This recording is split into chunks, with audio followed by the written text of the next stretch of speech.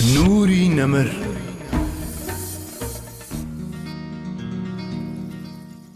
سەردەمێکی تاریک.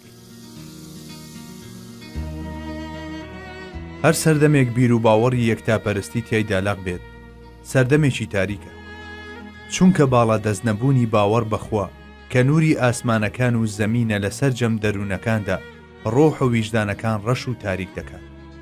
جا لەبەرەوەی چۆنیەتی ڕوانینی ئەم جۆرە دڵ و ویژدانە بۆشتان و ڕووداوەکان تووشی لێڵی و کوردبینی دەبێت، ئیتر ئەو مرۆڤە لە دنیایەکی تاریکدا بۆ هەمیشە وەک شەمشەمە کوێرە دەژیت.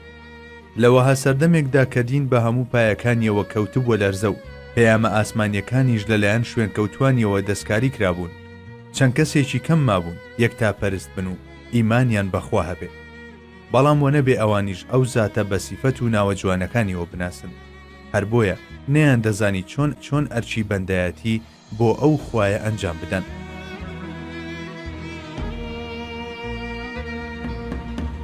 بتپەرستی سەردەمی نەفامی. مشریکەکان ئەو بتانەیان دەپەرست کە ناوەوە و دەرەوەی کەعبەیان لێپڕ کردبوو. شانازیان بۆ پەرستنەوە دەکرد و دڵی خۆیان پێخۆش دەکرد. ئەوانەشیان کە زانستێکی کەمیان هەبوو دەیانگوت ئێمە تەنیا وەک هۆکارێک بۆ نزیک بوونەوە لەخوا ئەو بتانە دەپەرستی. قورئانی پیرۆز لەسەر زمانی خۆیان ئاماژە بۆ ئەم وتەیان دەکات و دەفەرموێ ما نعبدهم إلا ليقربونا إلى الله زلفى. ئێمە ئەم بتوشتانە ناپەرستین تەنها لەبەر ئەوەی لە خواکانمان نزیک بخەنەوە. بەم شێوەیە هەستی بەندایەتی کە وەک سپاردەیەکی گرنگ بە فیترەتی مرۆڤ سپێردراوە ناپاچی لەگەڵدا کرا و خراپ بەکارهێنرا.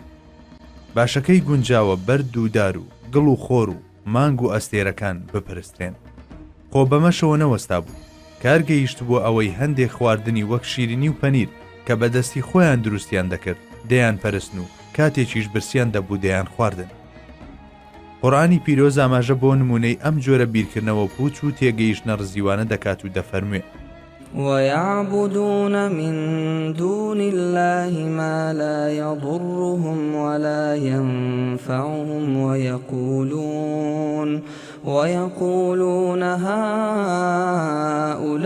هؤلاء شفعاؤنا عند الله قل أتنبئون الله بما لا يعلم في السماوات ولا في الأرض سبحانه وتعالى عما يشركون. بێباوەڕان و خوانەناسان شتێک دەپەرستن لە جیاتی خوا نە زیانیان پێدەگەێنێت نە قازانج.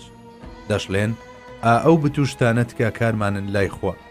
پێیان بڵێ ئای موحەممەد، باشە ئایا ئێوە خوا ئاگادار دەکەنەوە لە شتێک کە لە ئاسمانەکان و زەویدا هەبێت و خوا نەیزانێت؟ خوای گەورە پاک و بێگەرد و بەرز و بڵندە لەوەی کە نەفامان دەیکەن بە هاوڵی. هەروەها ألا لله الدين الخالص والذين اتخذوا من دونه أولياء ما نعبدهم إلا ليقربونا إلى الله زلفى إن الله يحكم بينهم فيما هم فيه يختلفون إن الله لا يهدي من هو كاذب كفار. ئاگادار بن، دینی پاک و خاوێن تەنها بۆ خوایە. ئەوانەش جگە لەو زاتە کەسانی تر و شتی تر دەکەنە پشتیوانی خۆیان دەڵێن ئێمە ئەم بتوشتانە ناپەرستین تەنها لەبەر ئەوەی دەخوا نزیکمان بخەنەوە. بێگومان خوا داوەری دەکات لە نێوانیاندا لەو شتانەدا کە کێشەیان لەسەری هەیە و ڕایان دەربارەی جۆرا و جۆرە. بەڕاستی خوا ئەو بیر و باوەڕە چەوتەیان لێوەرناگرێت و هیدایەت و ڕێنمووی ئەو کەسانە ناکا کە درۆزن و بێباوەڕن. اینجا هەر خۆیان لە دووی بیانوێک دەگەڕن بۆ ئەم بیر و بۆچوونە لار و لەوێرەیان و شوێنکەوتەیی باو باپیرانیان دەخەنە پێشچاو. وإذا قيل لهم اتبعوا ما أنزل الله قالوا بل نتبع ما ألفينا عليه آباءنا أولو كان آباؤهم لا يعقلون شيئا ولا يهتدون. ئەگەر بەو خەڵکە نادانە بوترێت شوێنی ئەو بەرنامەیە بکەون کە لەلایەن خواوە ڕەوانە کراوە، دەڵێن نەخێر، هەر شوێنی ئەوە دەکەوین کە باو باپیرانمان پێوەی ئالوودە بوون و لەسەری ڕاهاتون. ئایا ئەگەر باو باپیرانیشیان تێنەگەیشت و هیچ نەزان و نەشارەزا و ڕێنمویی ژوەر نەگرن هەر شوێنیان دەکەون؟ خونچەکان زیندە بەچاڵ دەکران. قورئانی پیرۆز ئاماژە بۆ خراپە و بەدڕەفتاریەکی تری سەردەمی نەفامی دەکات و دەفەرموێ: وإذا بشر أحدهم بالأنثى ظل وجهه مسودا وهو كظيم يتوارى من القوم من سوء ما بشر به أيمسكه على هون أم يدسه في التراب ألا ساء ما يحكمون. وأجر مژدەی بوونی کچ بدرێت بە یەکێک لەو نەفامانە، ڕووی گرژ و تاڵ دەبێت و ڕەشدا دەگیرسێت و سینەی پڕ دەبێت لە خەم و پەژارە. لە داخ و خەفەتی ئەو مژدە ناخۆشە خۆی دەشارێتەوە لە خەڵکی و بەتەنها بیر دەکاتەوە. ئایا بیهێڵێتەوە بە زەلیلی و سوچی و بێنرخی یاخود زیندە بەچاڵی بکات و بیخاتە توێی خاکەوە؟ ئای چەندە خراپە ئەو بڕیارەی کە دەیدەن. بەڵێ، هەر کاتێکێکیان مزگەێنی ئەوەی بدرێتێک کە کچی بووە یەکسەر دەموچاوی تووڕەیی لێدەنیشت و ڕەش هەڵدەگەڕا. لە تاو ئەو مژدە ناخۆشە هەستی بە شەرمەزاری دەکرد بچێتە ناو خەڵکی. هەواڵەکەی هێندە بەلاوە سەخت بوو، حەزی دەکرد خۆی لە چاوی خەڵکی تەرە بکات و بچێتە کونێکەوە و خۆی حەشار بدات. ئیتر دەکەوتە دڵڕاوچێ و نەیدەتوانی بڕیار بدات. بەم جۆرە خۆی بەناچار دەزانی یەکێک لەم دوو ڕێگەیە بگرێتە بەر، یان ئەوەتا کچەکەی لە ژیاندا دەهێڵێتەوە و بەرگەی ئەو شەرمەزاریە دەگرێت کە لە کۆمەڵگەدا ڕوبەڕووی دەبێتەوە، یاخود لە پێناو پاکردنەوەی شەرەفیدا کیژۆڵەکەی زیندە بەچاڵ دەکات. ئیدی هەروەک دەبینین ئافرەت لە سەردەمی نەفامیدا تا ئەو ڕادەیە بێ ئەرزش بوو. جاوە نەبێ ئەم سوکایەتیکردن و بەکەم سیرکردنەی ئافرەت تەنها لە عەرەبی سەردەمی نەفامیدا بوو بێ، بەڵکو لە ئیمپراتۆریەتی ڕۆم و فارسیشدا هەمان زیهنیەت بەربڵاو بووە. بۆیە دەکرێ بڵێ ئەو شۆرشە مەزن و گۆڕانکاریە ڕیشەیەی ئیسلام لە نێو عەرەبی سەردەمی جاهیلیدا سەبارەت بە دۆزی ئافرەت بەرپای کرد. لە هەمان کاتدا دەستکەوتێکە بۆ تێگڕای ئافرەتانی جیهان و کردەیەکە لە مێژووی مرۆڤایەتیدا هاوشێوەی نییە. بەڵێ، بۆ یەکەم جار قورئانی پیرۆز بەر بە ئاوەها درڕندە یەک دەگرێت و لەبەر هەر هۆیەک و بە هەر شێوەیەک بێت کوشتنی منداڵان قەدەغە دەکات. ولا تقتلوا أولادكم من إملاق نحن نرزقكم وإياهم. منداڵانی خۆتان لەبەر برسێتی و نەداری مەکوژن، چونکە ئێمە پەکتان ناخین، ڕزق و ڕۆزی ئێوەش و ئەوانیش دەدەین. هەروەک خوای گەورە پێیان بفەرموێ بۆ منداڵەکانتان دەکوژن، من خۆم ڕۆزی ئێوە و ئەوانیش دەدەم، مەگەر نابینن کە سەرزەوی پڕیەتی لە هەزارەها سفرە و خوانی ڕازاوی جۆرا و جۆر بۆتان؟ نابینن کە ئاسمان داعچڵەکێ بۆ فریاکەوتنتان؟ ڕەو بە هەورەکانی ئاسمانیش دەکرێت بۆ ئەوەی بەفر و بارانتان بەسەردا ببارێنن؟ ئەم ملیۆنەها ڕووەکە جۆرا و جۆرەی سەرڕووی زەوی جگە لە من چێ ڕواندوێتی؟ لە کاتێکدا ئەم هەمووشتانە دەبینن، ئەی چه عەقڵ و ژیری و فام و ویژدانێک واتان لێ دەکا لە ڕزق و ڕۆزی خۆتان بترسن، بەڕادەیەک دەستان بچێتە کوشتنی منداڵەکانتانەوە. قەت لە بیرتان نەچێ ئەوەی دەستی دەچێتە ئەم تاوانەوە هەرگیز نابێتە مرۆڤێک شیا و شایستەی ئەوە بێخوای گەورە گفتاری لەگەڵدا بکات. بەڵکو خوای گەورە ئەم بێتاوانانە ئەدوێنێ و لێیان دەپرسێ ئاخۆ چ گوناهێکتان کردبوو ئاوا لەسەری کوژران. ستەمکاران لەسەر ئەنجامدانی ئەو ستەمە قێزەوەنە بە تۆڵەی دادپەروەرانەی خۆیان دەگەن. ئاەتە پیرۆزەکەیش دەفەرموێ: وإذا الموءودة سئلت بأي ذنب قتلت. کاتێک کچی زیندە بە چاڵکرا و پرسیاری لێ دەکرێت بە چ گوناهێک بە چ تۆمەتێک کوژرا، بە شێوازێکی ئەوتۆ بۆ من باز دەکات کە ڕەفتار و نەریتی ئەو سەردەمە موچڕک بەلەشدا دەهێنێت. ڕۆژێکیان یەکێک لە هاوڵان ئەم دیمەنە دڕندانەیەی سەردەمی نەفامی بۆ پێغەمبەر درودی خوای لێبێ جێڕایەوە و وتی: ئێمە لە سەردەمی نەفامیدا چیژۆڵەکانی خۆمان زیندە بە چاڵ دەکرد. ئێمەش تازە کچێکمان ببوو، کچەکەمان مایەوە تا زمانی پژە. ئەوجا ڕۆژێکیان بەدایکیم گوت: بیگۆڕە، دەیبم بۆ ماڵی خاڵی.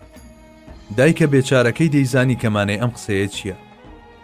منداڵە خۆشەویستەکەی جگەرگۆشەکەی پاش نەختێکی تر فڕێ دەدرێتە ناو چاڵێکەوە و پاش پەلە قاژەیەکی کەم گیان دەسپێرێت. بەڵام ئافرەت مافی ئەوەی نەبوو پێش بەوەها کارێ بگرێت، تاکە شتێک کە دەیتوانی بیکات ئەوە بوو پڕ بە دڵ و لە ناخەوە بگری و فرمێسک بڕێژێ. هاوسەرەکەم ئەوەی کە پێم وتبوو جێبەجێی کرد. منداڵەکەش هەر بەڕاز وای دەزانی بۆ ماڵی خاڵی دەچێت، بۆیە لە خۆشیدا بازبازێن و یاری دەکرد. بەڵام شوێنی مەبەست ماڵی خاڵە نەبوو، بەڵکو ئەو چاڵە بوو کە پێشتر بۆم هەڵکەند بوو دەبووە گڵکۆی نادیاری. کە گەیشتینە لێواری چاڵەکە، بە کچەکەمم وت تەماشایەکی ناو چاڵەکە بکە. ئیدی هەر کە سەری نەوی کردەوە، منیش کێشان بە پشتی دا و لە ناو چاڵەکەدا گرمۆڵەم کرد، کەچی ئەو هەر هەوڵی دەدا بە قەراغی چاڵەکەدا وەرگەڕێت و بێتە دەرەوە. لەلایەکەوە پەلە قاژەی دەکرد و لە لایەکی تریشەوە دەیگوت: بابەجیان تۆ زاوی بووی، دەیویست بمتەچێنێ. بەڵام من دانەیەکی ترم پیا کێشا و لەو بیابانە چۆڵەدا بە زیندویی کردم بە ژێر خاکەوە. کاتێک ئەو پیاوە ئەمڕ و داوای دەجێڕایەوە، پێغەمبەر درودی خوای لێبێ و ئەو هاوڵە بەڕێزانەی لە دەوری دانیشتە بوون، هەنیسکی گریانیان پێڕانە دەگیرە. یەکێک لە هاوڵان وتی: کابرا، پێغەمبەرت خەمبار کرد، کەچی عزیز و سەروەرمان فەرمووی جارێکی تریش بیجێڕەوە. ئەویش دیسانەوە بە سەرهاتەکەی جێڕایەوە. پێغەمبەری خوش دووبارە گریا، تاکو فرمێسک ڕیشی پیرۆزیانی تەڕ کرد. وەک بڵێ بە دووبارەکردنەوەی ئەم بەسەرهاتە، پێغەمبەر درودی خوای لێبێت دەیویست ئەم پەیامە بگێنێ: ئێوە پێش ئیسلام ئەمە حاڵتان بوو، بۆیە ئەم ڕووداوەشم پێ دووبارە کردەوە تا ئەو بەها مرۆڤایەتیانەتان یاد بخەمەوە کە ئیسلام خەڵاتی کردوون. وەک لەم نمونە دڵتەزێنەوە دەردەکەوێت، مرۆڤی ئەو سەردەمە لە نێو سەرگەردانیەکی ناهەمواردا ژیاوە، لەگەڵ هەزارەها ڕووداوی جەرگ بڕیتر لە تاریکی هەموو ڕۆژگارەکانی ئەو بیابانەدا چەندین چاڵی قوڵ و گەورە هەڵدەکەنران و چەندین منداڵی بێتاوانی تێفڕێ ئەدرا تا لەوێدا بمرن. بەڵێ مرۆڤایەتی لە دڕندەیی و وەحشیگەریدا پێشی دڕندەیی کەمتیارە دڕندەکانیدا بوو. ئەوەی کەڵبە و چڕنوکی نەبووایە دەبووە نێچیر و لەلایەن خاوەن کەڵبە و چڕنوکەکانەوە لە ناو دەبرە.